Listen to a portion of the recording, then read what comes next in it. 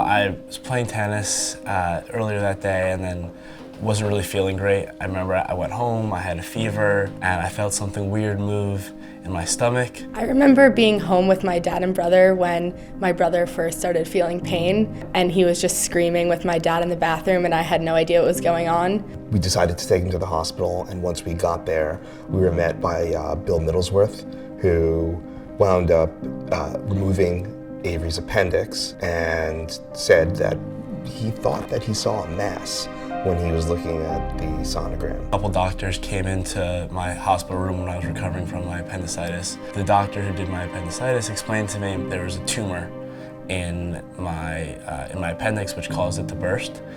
And when I heard the word tumor, I remember tears filling my eyes. But the one question that I do remember asking, and the only thing that I really cared about, was I be able to play football that August. We were notified that in fact Avery did have cancer.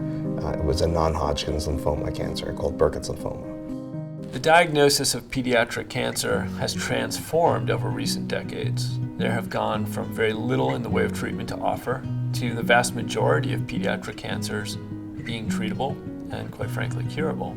We are so fortunate to have so many innovators on our faculty. Stergios Zacharoulis is a phenomenal pediatric oncologist and innovator.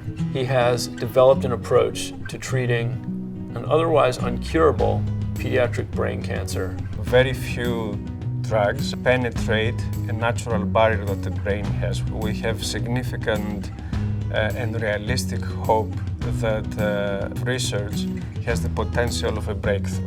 And I'm saying this without hesitation because there is already evidence in the laboratory and even in the first few patients that we have treated that we can at least bypass one of the major obstacles, which is the drug being delivered in the place where it's supposed to be. We prioritize the patient's comfort, and we see not only just a single child with a cancer, but we treat the whole family. I'm very proud that I'm a member of this team. The Innovation Nucleation Fund is a new initiative at Columbia Children's Health. What we need is a way to invest in the best ideas that our faculty have.